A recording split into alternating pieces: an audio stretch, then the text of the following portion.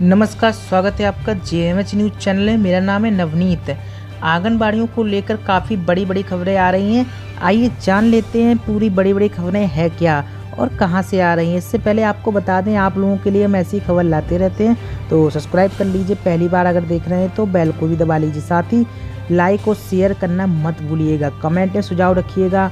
और आप लोगों के सामने मैं लाइव नहीं आ पा रहा हूँ, कुछ प्रॉब्लम है, इस कारण से बहुत सारे आप लोग क्वेश्चन पूछ रहे हैं कि सर आप लाइव क्यों नहीं आ रहे हैं। तो लाइव इसीलिए नहीं हो पा रहा है मेरा आना। तो स्टार्ट करते हैं पहली खबर से, जो आंगनबाड़ियों को लेकर आ रही है। मांगों को लेकर आंगनबाड़ी वर्कर्स का धरना जारी रहा। कहाँ की खबर है जान लेते हैं। और देखिए, पहले तो आपको बता दें, लघु सचिवालय के प्रांगण में चल रही मांगों को लेकर anganwadi worker and helper union का धरना चौथे दिन भी जारी रहा। चौथे दिन धरना की अध्यक्षता बिमलेश चौहान ने की और संचालन कृष्णा देवी ने किया। धरने को संबोधित करते हुए C2 के जिला प्रधान जो यहाँ पर है श्रीपाल भाटी व रमेश चंद ने कहा है कि हरियाणा सरकार ने 10 मार्च 2018 को लिखित में समझौता किया था, जिसमें हेल्पर से वर्कर व वर्कर से सुपरवाइजर के प्रमोशन का पत्र जारी नहीं किया। अब आप लोग समझ गए होंगे ये खबर कहाँ की है, हरियाणा की खबर है। जी हाँ, आंगनबाड़ी केंद्रों का किराया 3000 शहरों में व 1500 रुपये गाँव में घोषित किया गया था, लेकिन अभी तक इसे लागू नहीं किया गया। यहाँ पर हरियाणा राज्य की बात हो रही है। बाकायदा 3000 रुपये किराया, जो बहुत ही ज़्यादा, लेकिन अभी तक इसे घोषित कह तो दिया गया, लेकिन अभी लागू नहीं किया गया, यानी मिला नहीं आंगनबाड़ी कार्यकर्ताओं और सहायिकाओं को। 1500 रुपये ग्रामीण इलाकों के लिए घोषित किया गया था। हालांकि उत्तर प्रदेश में किराया तो छोड़िए, मानदेय बढ़ोतरी को लेकर भी कोई खबर नहीं आ रही है, लेकिन अभी तक इसको लागू नहीं किया गया। इसके विरोध में आंगनबाड़ी कार्यकर्ताओं सहायिकाओं ने प्रदर्शन किया। उनका क्या कहना रहा कि सरकार ने वर्कर व हेल्पर्स को रिटायरमेंट के समय उचित राशि देने का भरोसा दिया था, उसको भी अभी तक लागू नहीं किया गया। धरने में SKS के नेता राकेश तंबर, बनवारी लाल, राजेश शर्मा, रूपराम आदि वर्कर्स व हेल्पर्स उपस्थित रहे और सरकार विरोधी नारेबाजी की। अब हम गौर कर लेते हैं दूसरी बड़ी खबर पर जो आंगनबाड़ियों को लेकर आ रही है। आइए जान लेते हैं। देखिए, खबर जोधपुर से आ रही है।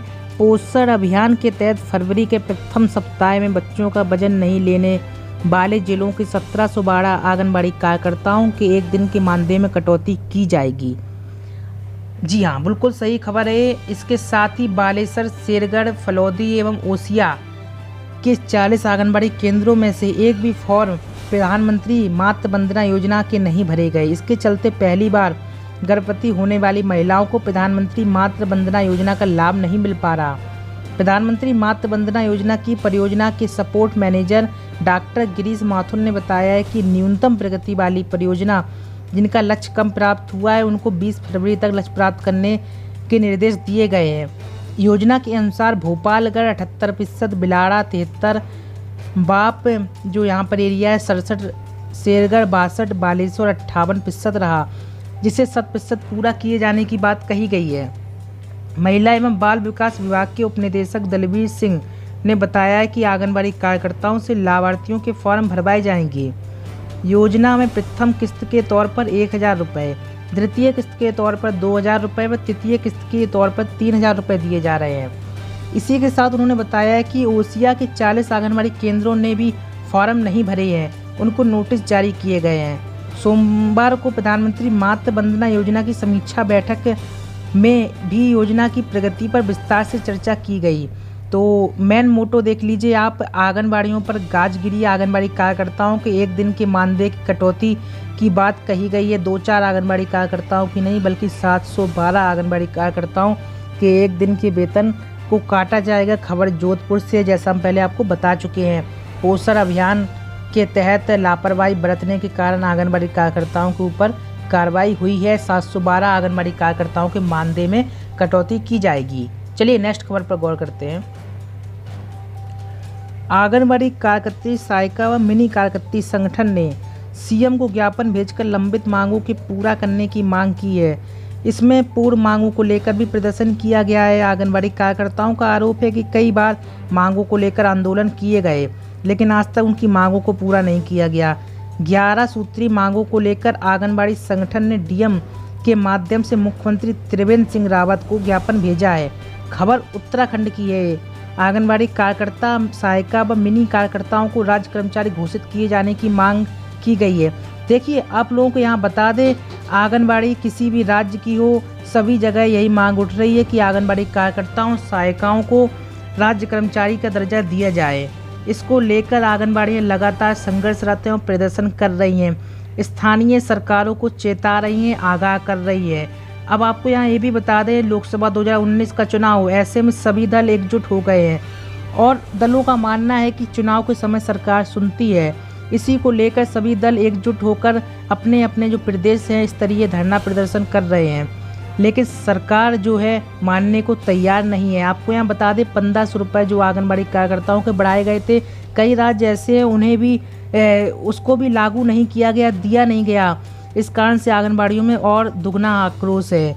11 सूत्री मांगों को लेकर ज्ञापन सौंपा है, जिसमें उन्होंने बताया है कि उन्हें राज्य कर्मचारी का दर्जा दिया जाए, केंद्र सरकार की भांति राज्य सरकार से भी केंद्रांश अनुरूप मानदेय बढ़ाया जाए, समान कार्य के लिए समान वेतन दिया जाए, सहायिकाओं के मानदेय में 25% की वृद्धि की जाए, मुख्य सेविका पद पर पदोन्नति से भरा जाए। अब आपको यहाँ बता दें, मुख्य सेविका पद पदोन्नति से भरा जाए। जो कार्यकर्त्री हैं, अगर वह अनिवार्यता पूरी करती हैं तो उन्हें मुख्य सेविका बनाया जाए।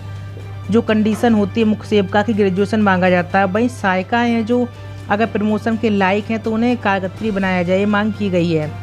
वहीं पूर्व की भांति दीपावली बोनस, महिला कल्याण कोष का लाभ सेवानिवृत्ति के बाद दिया जाए। अब यहाँ पर देखिए, दीपावली बोनस, यात्रा भत्ता, शीतकालीन अवकाश व ग्रीष्मकालीन अवकाश की मांग की गई है। बड़ी गंभीर बात है, आंगनबाड़ियों के मानदेय को बढ़ा नहीं रही है सरकार, तो ऐसे में इनसे दीपावली और दशहरा जो इन्होंने भत्ते की मांग की है, कैसे उम्मीद की जा सकती है। आप लोग कमेंट में सुझाव ज़रूर दीजिएगा और इसको लाइक ज़्यादा से ज़्यादा करिएगा, शेयर भी करिएगा ज़्यादा से ज़्यादा। तो आगे बात कर लेते हैं, हड़ताल का कटा मानदेय दिया जाए। ये सभी जगह से मांग है। उत्तर प्रदेश से भी लगातार आंगनबाड़ियों के संगठन मांग करते हैं कि जो हड़ताल पे आंगनबाड़ियाँ कार्यकर्ता गई थीं और उनका जो मानदेय कटा था उसको वापस किया जाए। इसके लिए आपको यहाँ बता दें, शासन द्वारा निर्देशित किया गया था कि हाँ, आपका जो मानदेय कटा है वापस दे दिया जाए, लेकिन कुछ आंगनबाड़ी कार्यकर्ता आज भी ऐसे हैं जिनका 2-2 4-4 माह का मानदेय कटने के बाद भी आज तक उन्हें नहीं मिला है। बहुत सारे आप ही लोगों में से हैं ऐसे लोग जो कहते हैं कि उनका मानदेय अभी नहीं मिला। अगर अभी भी ऐसी स्थिति है तो आप हमें कमेंट में ज़रूर बताइएगा। आप अपना नाम बताइएगा किस एरिया से हैं आप, आंगनबाड़ी कार्यकर्ता या सहायिका या मिनी आंगनबाड़ी कार्यकर्ता, कि आपका धरना प्रदर्शन के दौरान मानदेय कटा था, कितने माह का कटा था, ये भी कमेंट में ज़रूर बताइएगा। आगे बात करते हैं, यहाँ पर ज्ञापन देने वाली आंगनबाड़ी संगठन जिलाध्यक्ष जो हैं विजय लक्ष्मी और कई आंगनबाड़ी कार्यकर्ती और सहायिकाएँ उपस्थित रहीं। अब थोड़ा बात कर लेते हैं उत्तर प्रदेश को लेकर। सीएम योगी आदित्यनाथ ने बजट पेश होने के बाद आंगनबाड़ी, रोजगार सेवक और जो बताया हुआ था पीआरडी प्रांतीय रक्षक दल, उनके मानदेय बढ़ोतरी के लिए बजट का ऐलान किया था कि बजट रखा गया है, लेकिन अभी तक इसके बारे में स्पष्ट तौर पर जानकारी निकल के सामने नहीं आई है कि कितना मानदेय बढ़ाया गया है। क्या आंगनबाड़ी कार्यकर्ता और सहायिकाएँ खुश हों या फिर दुखी हों, क्योंकि अभी तक ऐलान नहीं हुआ है। बड़े बड़े सवाल उठ रहे हैं, आखिरकार सरकार इस बात को गोपनीय क्यों रख रही है, जबकि इसको लेकर लगातार आंगनबाड़ी कर्मचारी और सहायिकाएं प्रदर्शन कर रहे हैं। अब बड़ा सवाल उठ रहा है यहाँ पर कि आखिरकार की सरकार की मंशा क्या है, किस समय पर बताना चाहती है, कि चुनाव के 1 माह पहले ही घोषित करे कि हमने आंगनबाड़ी कार्यकर्ताओं का इतना मानदेय बढ़ाया है। अब सरकार मानदेय बढ़ाए जाने की जब बात स्वीकार रही है, इसी के साथ उसको ये भी स्वीकारना चाहिए कि आंगनबाड़ी कार्यकर्ताओं, सहायिकाओं का मानदेय कितना किया गया, और ये भी बताना चाहिए कि सरकार ने कब से लागू किया है। एक बड़ा क्वेश्चन है यहाँ पर। सरकार को ये बताना होगा कि सरकार ने आंगनबाड़ी कार्यकर्ताओं के लिए बजट में व्यवस्था तो कर ली है। आप लोगों द्वारा भी कई क्वेश्चन पूछे जा रहे हैं, बजट में व्यवस्था की गई है, पिछली बार भी व्यवस्था की गई थी, कई बार ऐसे ऐलान हो चुके हैं, बजट में व्यवस्था हो चुकी है।